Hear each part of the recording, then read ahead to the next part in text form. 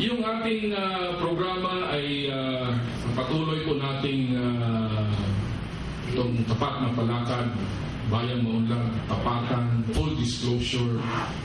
The Secretary continuously advocate this in the sense, and the Department for that matter, and all our DILG field personnel, because we believe this is really the first concrete step by which we can operationalize the vision of the President. One of these days, we just approved the so-called Philippine Development Plan. Yung bagong plano ng ating bansa. Ito ay ilalahad ng mas siguro mas mahaba at mas maliwanag ng ating mga kasamahan sa NEDA. Ito din po ay bibigyan ng pansin sa zona ng Presidente. And we would like to encourage everyone to really listen to the SONA of the President when he delivers this in July 25. A cornerstone of our effort to improve local governance, of course, is to be able to be inclusive. Lahat kasali, walang maiiwanan, lahat kinukonsulta. At itong simula ng prosesong yan at yung prosesong yan ay mangyayari lamang kung there is really a free access to information. Itong full disclosure is one of those. Ngayon, itong ating programa to put this on the ground is being packaged into what we call a seal of good housekeeping. I think you partly saw the video. Last year, we gave a seal of good housekeeping to roughly 30 local governments to try out this process. And if I recall right, Mayor Espina is one of the recipients of this seal of good housekeeping. This year, we're going to provide, I think from the looks of it, mukhang close to 300 LGUs are qualified this year. Ito yung binanggit kanina na 1 million for each town, I think 3 million for cities, and 7 million for provinces. Inuuna po natin lang yung lower income municipalities and LGUs. And however, this type of partnership that national government is providing is linked to the ability also of local governments to be able to follow this particular program on transparency and accountability. Kaya dalawa lamang ang requirement para makakuha tayo ng seal of good housekeeping. Una, yung full disclosure. As I said, it's not really a very difficult task. In fact, ang sinabi po ng ating magkasama sa DILG, I would presume, is to tell you that there are 3 ways by which you can disclose. Una dyan ay ipaskil sa munisipyo. Pangalawa ay ilagay sa website. Pangatlo ay sa print media. Kahit isa lang doon. Ngunit kompleto yung 12 dokumento, okay na. So that's the first requirement for the seal. The second requirement is, I don't know what's the proper term, but to be able to get a clean bill of health from the COA. Ang bantayan lang ho ninyo, yung COA report ninyo ay walang tinatawag na adverse finding, which I'm sure I know it's very hard to get. At yung tinatawag nilang disclaimer, yun yung, kumbaga, hindi sapat yung basihan sa kung wala kayong ganong klaseng findings sa COA, then you are able to get a good report from the Commission on Audit. Bakit natin ginagamit itong COA report? Abay, ito yung official document natin lahat para magpatunay kung paano natin ginagamit ang ating mga resources. So, kailangan nating gamitin ito at nagkaroon ng kasunduan ang DILG, ang COA, that indeed we will give full meaning to this and use this to and link this to the other support that we can provide to different local governments in the country. So this year we will be giving out this PCF to those who are eligible, to those with seed. Now, I think, I may just reiterate, itong PCF, hindi naman ito pwede rin sa kahit anong project. But I'm sure the projects that have been mentioned there will always fit into your annual investment plan. I'm sure until now you are still struggling to meet your MDGs, the Millennium Development Goal. Siguro naman ay alam na natin lahat. Sa buong bansa, ang ating malaking problema dyan sa Millennium Development Goal ay patungkol sa maternal death. Marami pa rin mga kababaihan ang namamatay sa panganganak. At ang punot dulo ay yung facilities. The facilities that will provide both the prenatal and the delivery of babies. So ito po ay patuloy nating imumungkahi sa inyo na kung maaari makipagtulungan ng ating mga local governments doon sa paglagay ng mga kaukulang pasilidad sa bawat bayan-bayan o barangay man. At itong PCF ay inyo rin magagamit. Pangalawa ay ang malaking problema natin sa MDG ay patungkol sa education. Ngunit ito ay walang katapusang debate kung anong mauuna, ang teacher ba o yung classroom. Narinig na natin si Gob kung paano nangyari. Hindi pala kailangan na may classroom. Pwede palang mataas ang achievement test kahit walang classroom, basta may teacher. Hindi ko lang alam. Saan kaya sila nag-aaral? Ngunit ito ay isang bagay na alam naman natin lahat, itong education ay hindi devolved. Ito ay national government concern. So classroom program, teacher is still a national government obligation. However, humihingi din ng tulong ng ating Deped, ang national government, sa pamamagitan ng pagsuporta ng mga programa nito galing sa inyong mga special education fund. Yun lang naman. So kung itong PCF tuloy, matatawag nyo na isang insentibo para makakuha ng silog good housekeeping, but I think the more important thing is that we are able to, national government is able to counterpart the meager resources that you have and the meager resources of the national government to achieve a very important development goal. Yung ating tinatawag na Millennium Development Goal.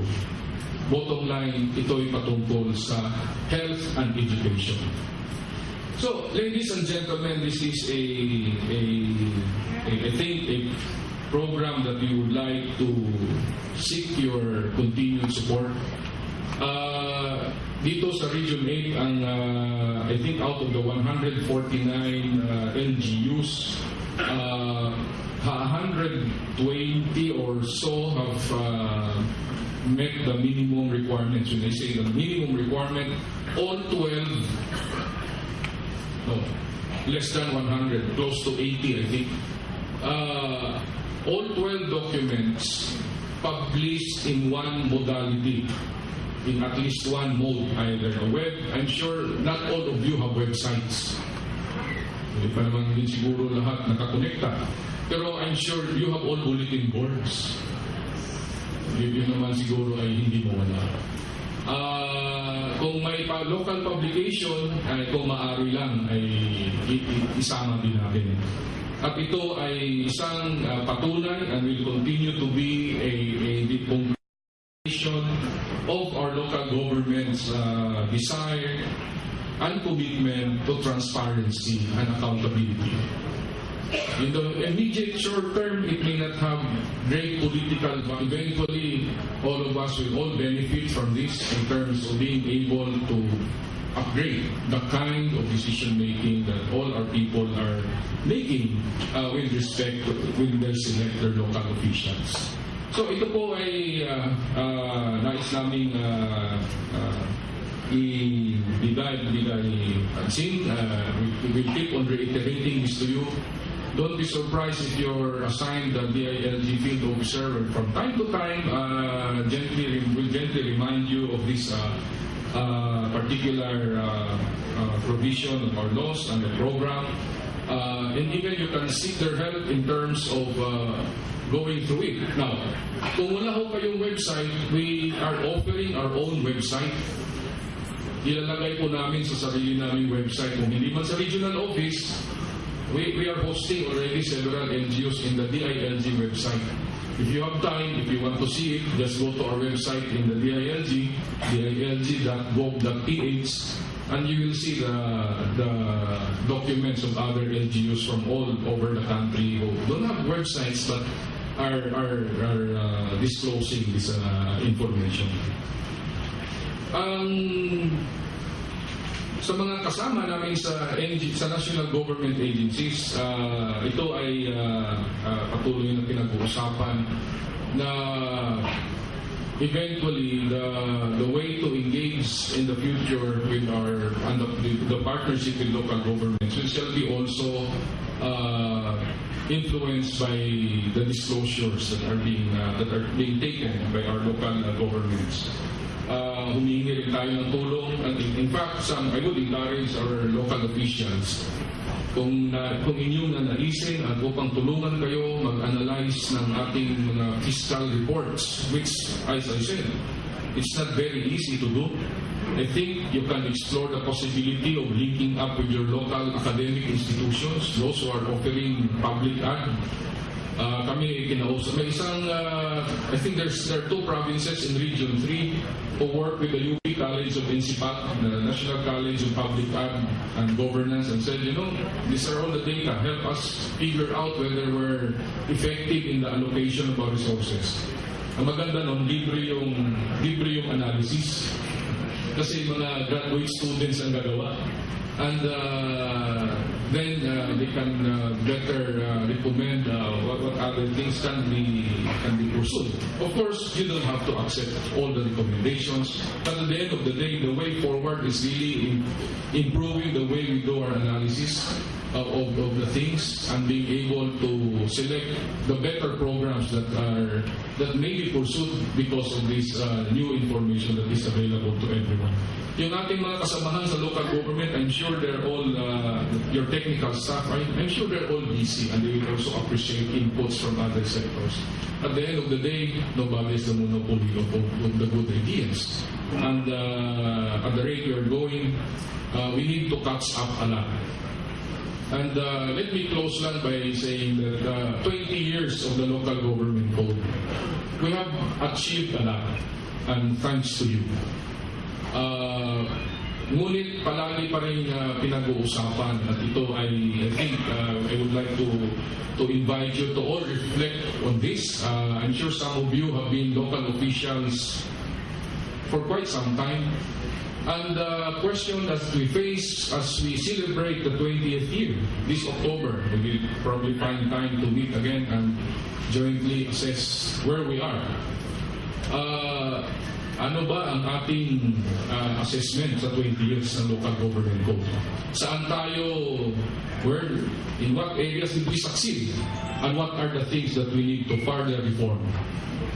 Sa field ng economic development, I'm sure this is an area that we need to really look at closely. Naunahan na po tayo ng Indonesia. Actually, nahuli sila ng decentralized. Ngunit, the GDP of Indonesia now is much bigger than ours. By the way, they came here to study our devolution. They practically, I think, copied what we have. Same with Thailand. They were here, mid-90s. The one thing they did was, after 5 years of doing it, they decided to revise things that they said the Philippines adopted. They found there was something wrong with it, but they did not do anything about it. So they immediately improved on it and lumago. Kailangan natin siguro suriin yung ating the way we are moving forward in this. One concrete example, which I cannot forget, I just keep on reflecting on it, is Thailand. nandito rin yan sila, inaral yung code, halos kinopya nga kasi yung consultants nila on that code were Filipinos. But then 10 years into the whole thing, they decided to recast something. One very concrete area that probably we should all think through. Sabi lang, yung sa inyo sa Philippines, you're very regulatory functions inyo, very strict. Sabi ko, paano nangyari yun? Sabi dito sa Thailand, and China is doing the same. Pag may gusto ng investor pumasok sa LGU, red carpet. Talagang kami na yung gagawa ng application form for permits. Kasi the objective is to get them in and start the business immediately. So that when they start the business na, naka-hire na, may employment na, pag nandiyan na sila, saka na kami mag-regulate kasi hindi niyan makaalis.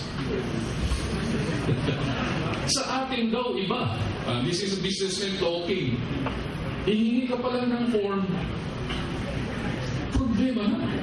Dami ng regulations. Ito, kailangan mo ng ganito, ECC, etc., etc., etc. Until, you have to understand the businessmen, time is gold for them. Sabi, going through that, I'd rather go to Vietnam. And by the way, Vietnam is also doing its best to attract as many investors. So, I think that's